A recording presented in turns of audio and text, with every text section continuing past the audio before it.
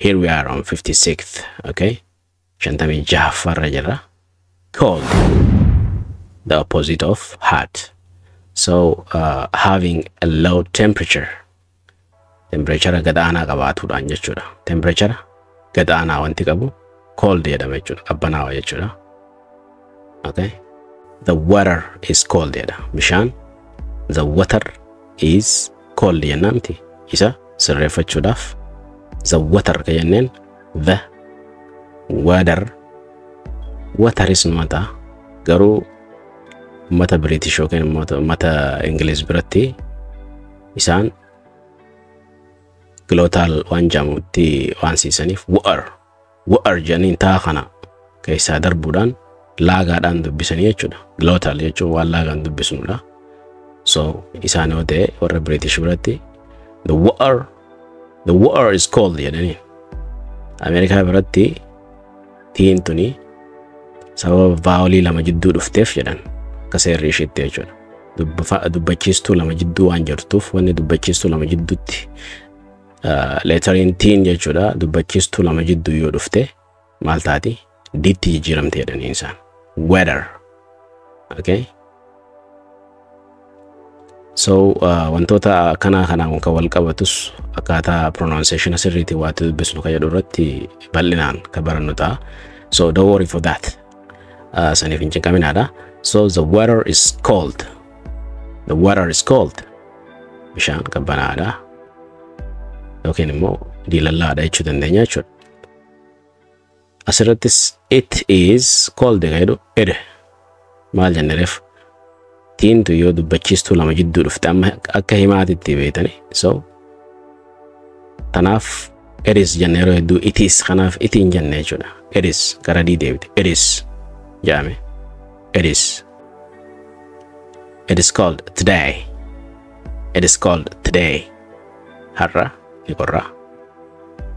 Okay. It is cold today. Har'a ni qorra. Asirratti immoo I feel cold. I feel cold. Qorraatu natti dhagahama yookiin immoo maal jedha? Qorraan natti dhagahama jechuudha. I feel cold. Qorraatu natti dhagahama. So waliin haa dubbifnu al tokko. The water is cold. It is cold today. I feel cold. Jaa isinilleen. Very nice. Jettanii bareedaadha. So isin immoo deddeebistanii jedhutu isinirraa eegama. Erga viidiyoo kana dhaabdanillee kophaa keessan yeroo teessan jeemoo sirriitti hin jenne jechuudhaan shaakala ergasii viidiyoo dhaggeeffadhaa check godhaa sirriitti jedhu keessan make sure. Okay? Adda baasaa sirriitti. Okay, let's move to the other point. 57. Okay, 57. Happy jedha. Happy. Happy means feeling good or pleased jedha. Wanti gaariin si dhagahamuun feeling good. Wanti gaariin si dhagahamuun yookiin immoo pleased gammaduun. Okay? Maal jechuun beekama? Afaan Oromootiin gammaduu jennaan nuti gabaabumatti. So fakkeenyaaf yoo akkana jenne I'm happy. I am happy jenna. Right. Samboda jennaan amma irraa darbina. Okay? I'm happy. I'm happy. Ani gammadeera. She is happy today. Isheen har'a gammadduudha yookiin har'a gammachuu qabdi. Okay? She's happy today. Jedhame. She's happy today. She's happy today. They are happy together. Together. Together. Together your nature. So maal jenne walirratti they are happy together ka jenne adda baasne yeroo walitti deebisnu. They're happy together. They're happy together. They're happy together. They're happy together. They're happy together. Isaan walin gammadoodha yookiin waliin gammachuu qabu jechuudha. Jarri baay'ee walii galee waliin gammachuu qaba. Hajee haasoo namni haasoo ni jiraame. Haasoo akkasii yeroo haasofnu akkana haasofnu. They're happy together, you know. Beeytee isaan hedduu waliin gammadoodha waan akkasii yeroo haasofnu jechuudha. Al tokko waliin haa dubbisnu. I'm happy. She's happy today. They're happy together. Wonderful. Let's move. 58 registration. We are on 58th. Shantami, so data for registration. Sad. Sad. It is opposite of what? Opposite of happy. Okay? Sad means it is opposite of happy. Okay? The definition we have here for sad is what? Not happy. Gammada kan hin taane. Maal jechuudha? Sad jedhama. Wanti gammada kan hin taane maali? Gaddaadha mire. So gadda jennaan. I'm sad jedha fakkeenya kun. I'm sad. Ani gaddeen jira. He is sad now. Amma gaddeera. Eenyu inni. Okay? Don't be sad. Hin gaddin. Fakkeenyota kana yoo fudhanne I'm sad. Fakkeenyaaf odoo iddoo kana they goone they are sad. They're sad. Okay? As immoo he is sad now. He's sad now. Gati dubbisnu akkasimi. He's sad now. He kana sheedha yoo bakka busne she's sad now. Isheen amma gadditee jirti. Akkasuma isa kana don't be sad jechuun hin gaddin. Nama tokko nama gaddeeroo agartan hin gaddin jettanii gorsuu yeroo barbaaddan maal jettanii? Don't be sad. Don't be sad. Don't be sad hin jettanii ti irraa murtantii tanallee hanguma haftee jechuudha. Duraan maal turte don't think kuni did not do fi notii turte. Notiin immoo inni on irraa muramtee tii qofaa asii hafee xumurarratti yeroo hima biraatiin waliin dhuftu isiinis ni baddi jechuu asii. Akkam taate don't jenneetuma jecha itti aanu itti as fiduu qofa jechuudha. Don't be sad. Don't be sad. Hin gaddini. So kun isaalan ilaallatu isaanis isiinis. Okay? Don't be sad jennaan jechuudha. Hin gaddin.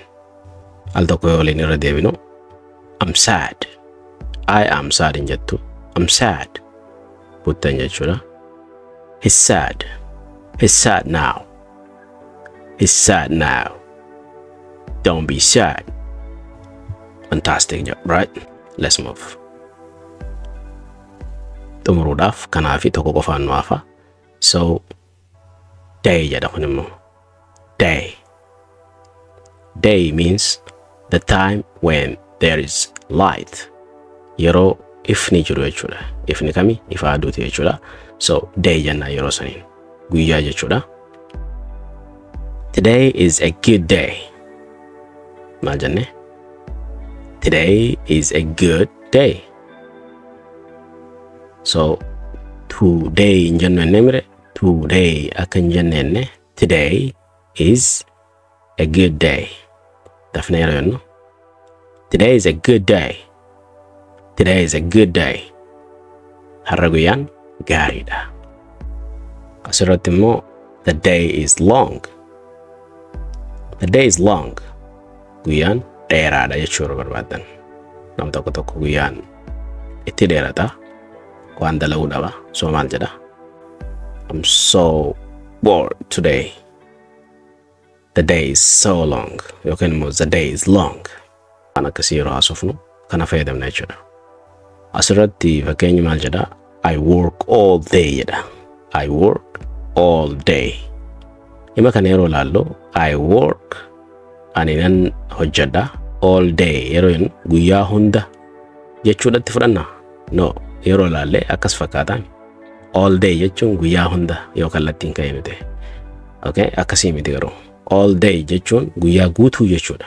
Ani guyyaa guutuun hojjedha. Guyyuu nan hojjedha jechuu barbaanne maal jenna bakka all day jenne every day jenna jechuudha. Every day. I work every day. yookiin immoo I work every single day. Guyyaa kana hunda tokko jechuudha tigiza adda baasu feetu. So I work every day jenna jechuudha guyyaa hunda jechuudhaaf. So asirratti all day guyyaa guutuu jechuudha. Okay? Let's read one more time. Today is a good day. The day is long. I work all day. Inni kun ka xumuraati night jedha. The opposite of day. Faallaa guyyaati jechuudha. Maal jedha? The time when it is dark. Yeroo dukkanaa jechuudha. Halkan jechuun. Okay? For example, the night is cold jedha. The night is cold. The night is cold. Halkan qabbanaadha. Yoo feete immoo coldii hotiin bakka buusuu dandeessa. The night is hot. Okay? Halkan ho'aadha. Asirratti good night jedha. Halkan gaarii. Okay? Hima kana takka dheeressuudhaan takka waatti dabaluudhaan gara biraa oofuu dandeenya. Fakkeenyaaf don't leave before you say good night. Good night osoo hin jenne halkan gaarii osoo hin jenne hin deemin jechuu barbaadde nam tokko. Don't leave me before you say good night. Nadhiistee hin deemin osoo halkan gaarii inaan hin jenne. Okay? Jechuu dandeessa. Okay? Why don't you say good night when you leave? Oggaa baatu maaliif halkan gaarii hin jennesa jettee nam takka gaafachuu feete. So you can say a lot of things. Itti yaada waan baay'ee ijaaruu dandeessanii jechuudha. Fakkeenyuma xiqqishaa kana laaltanii jechuudha. Okay. Fakkeenyi xumuraa maal jedha? I sleep at night. I sleep at night. I sleep at night. Ani halkan narrafaa jedha. Kan ammoo maal gochuu dandeessanii? Jecha kaan jedhuu finne can't jedhuu finne as galchine. I can't sleep at night. An halkan rafuu hin danda'u. Okay? Yookiin immoo an halkan rafuu hin barbaadu jechuu barbaaddan immoo I don't want to sleep at night. Halkan rafuu hin barbaadu. Okay? Ati maaliif halkan hin rafne jettee nama tokko gaafachuu barbaadde? Why don't you sleep at night? Halkan maaliif hin rafne? You can also say so many things. You can also say so many things, okay? Al tokko waliin irraa fiignu. The night is cold.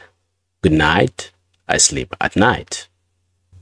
So barumsa irraa kana osoo hin xumurre dura al tokko summarize haagoon keessa deemne waan baranne haa ilaallu. Wanta hangamaa yookiin dhiyoo kana baranne keessa fiiguudhaaf jalqaba irratti 51 irratti good ka jedhu laalle. Good means nice or right.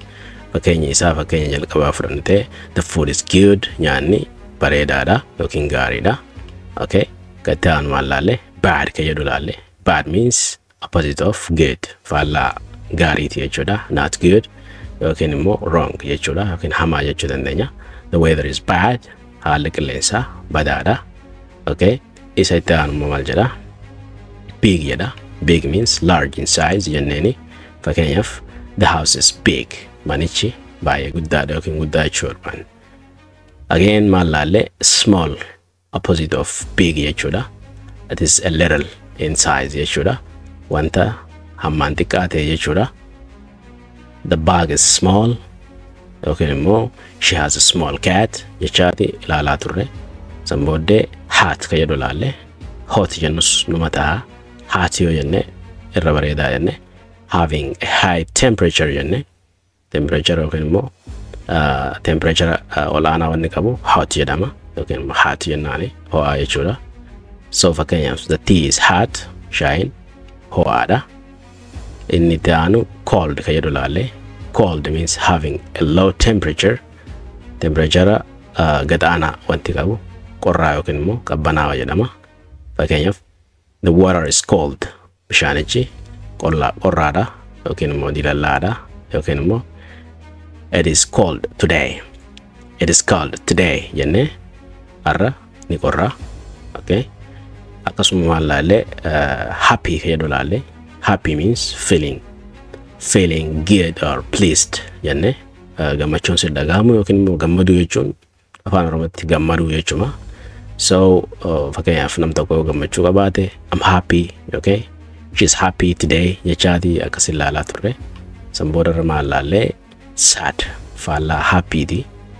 Sad means not happy yookiin gaddaa jechuudha. I'm sad. Okay, he is sad now jechaati inni gaddeera amma. Okay, 59 maal laallee day jenne. Day ka jedhu die jenne akkan dubbisne jenne. Die jechuun du'a. So day again, the time when there is light, yeroo ifni jiru guyyaa jechuudha. Fakkeenyaaf today is good day, har'a guyyaan guyyaa gaariidha yeroo jechuu barbaade. Okay, so xumurarratti maal laalle night, the opposite of day. Faallaa guyyaati jechuudha. When there is the time when it is dark, halkan jechuudha yeroo ifni hin jirre halkan jennaani. Fakkeenyaaf the night is cold or the night is hot, halkan qabbanaadha yookiin qorraadha jecha adeemuu dandeenya. Yookiin immoo yeroo nama tokko hojii halkan adda baatu good night jettaani halkan gaarii. Okay, or maybe sleep at night, I sleep at night, halkan irrafa jecha waan baay'ee jechuu dandeessa. So barumsi keenya kana fakkaata jechuudha. Xumurree jirra jechuudha. So isin immoo akkuma baratame gaheen keessan waan hanga amma haasofne barreeffachuu, erga barreeffattanii qo'achuu. Yeroo viidiyoo kana laaltan immoo viidiyoo hojii shaakaluu akkaataa itti jaamusan kasirriidhaa saniin jechaa deemu. Yeroo kophaa teessan jechoota kana mataa keessa fiduudhaan okay sagalee ol baasuudhaan wajji jechaa deemu. Sirriitti jette moo jenne viidiyootti get back to the video gara viidiyoo deebiiti sammooda sirri moo sirri miti jechaa jirtu sun. Atan irraa kaafee gaheen teessan taan barumsa kana babal'isuudha jechuudha. Gara Oromoo biraatitti gara namoota Oromoo kan afaan kana dubbatu hunda biraan ga'uudhaaf yaalii godhaadha. Amma dandeessanitti hiriyoota keessaniif qoodaadha. Share godhaaf jechuudha. Viidiyoo kana immoo like gochuu akka hin daganne. Like gochuun kee qofti namoota hedduu biraa akka ga'u gooti. Akkasuma yoo haaraa taate subscribe godhi. So barumsa biraatiin kutaa itti aanuun hanga walitti deebinutti yeroo gaarii siif haa ta'u nagaan ture. Bye bye for now.